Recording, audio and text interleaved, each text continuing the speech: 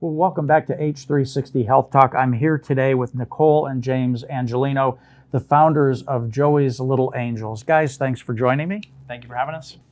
So, what other fundraisers? You have the gala, you have the toy drive. Are there any other things during the course of the year? So we've tried different small things here and there, and not for lack of compassion or caring. It's a lot of work. It is a lot. Yeah. It's a lot of work. Our oldest son Nicholas, as we've said, he's 11 years old now.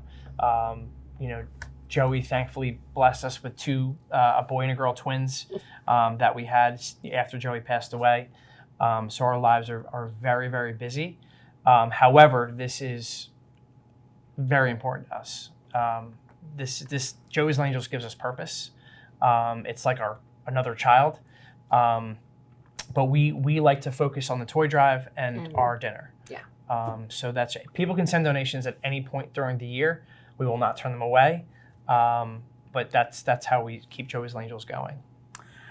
So, I have to ask you, what would you say to a parent or parents that were in your shoes at the very beginning and sat there and received a diagnosis like you did? What advice would you give them? What counsel?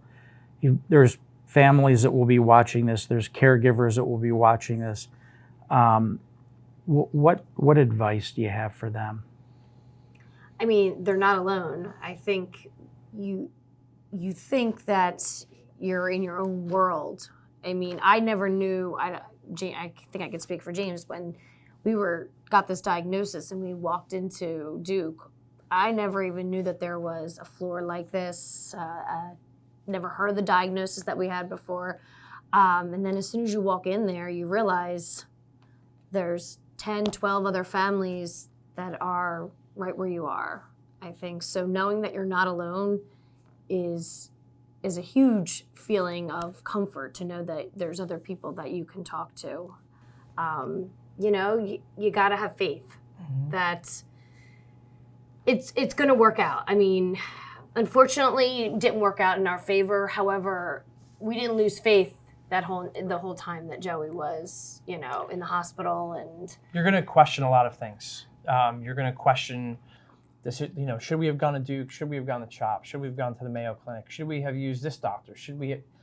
And I think at the time you have to make the best decision that you can, as a parent. And obviously, you always have the best interest of your child. But you got to have faith, like Nicole said, and you got to have hope, and you got to believe that these people are in this profession to save your child, and you have to trust them. But I also think that you have to trust yourself. One of the biggest compliments that I think we can get is when a family does contact us, and we say, "Listen, we're here for you. Whatever you need." And you hear that often. Whatever you need, let us know. And you kind of push them to the side. But with us, we've walked the walk. Mm-hmm. We've done it. We've been through the worst, and we can help you get through it, and we have helped people get through it. Do we wish it ended the way it did? No, of course not. We would give anything to have him back, but unfortunately, this was the road that we were put on, and we were put on it together, and again with a great support system, and we miss and talk about him every day. But if we're able to give back to families. We unfortunately, in his name, memory. We recently just had a very, very good friend who they lost their daughter out of nowhere, 7 years old, and he was a high school friend of mine who I hadn't seen in years, and we met up, and his daughter just something happened, and so she's actually buried where Joey is. So we make it a point that every time we go obviously we go visit Joey, and then we go visit her, and we keep very close with them, and they know they can lean on us anytime, and because again we've been there. What advice would you give to parents that have other children in how to talk about the death of Joey, how to talk about maybe the journey that he went on? What advice? such a sensitive. It really is, and I think it's one that everybody kind of has to do how they feel comfortable.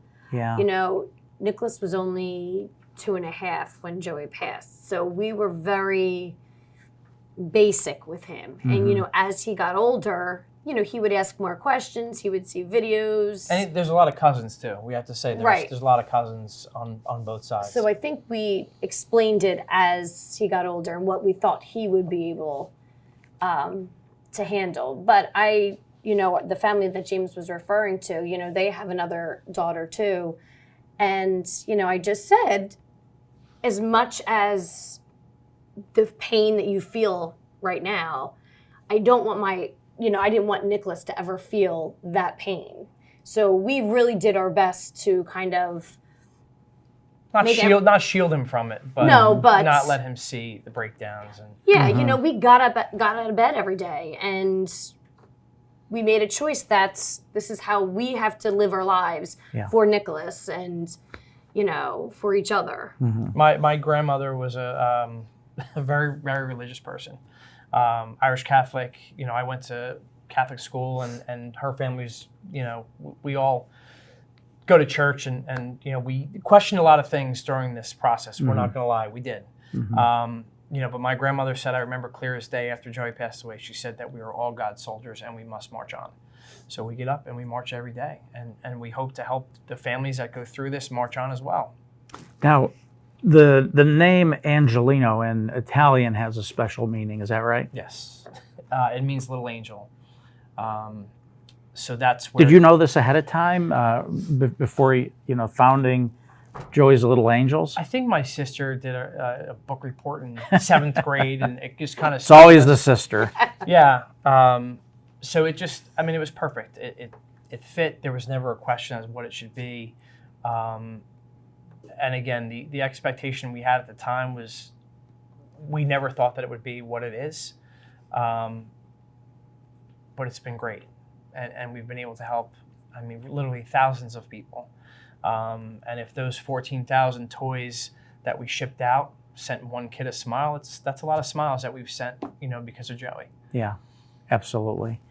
If somebody wants to donate, if somebody wants to get involved, to get in touch with you, what your website is? Yeah, the best way to get in touch with us is joeyslittleangels.org.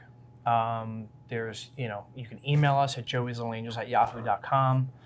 We're very accessible. We're very fortunate in the sense, as we said, we're both educators, and we've had hundreds of kids donate their time to help fundraise, whether it was at the toy drive or at our dinner. You know, we can't thank those people enough. But yeah, just contact us, you know, through the website, and we'd be more than happy to take any donations. Monetary donations are what drive us, what keep us going. Well, Nicole, James, thanks so much for joining me on H360 Health Talk, and you're doing terrific work. I commend you for that, and thanks again for stopping by. Thank you for having us.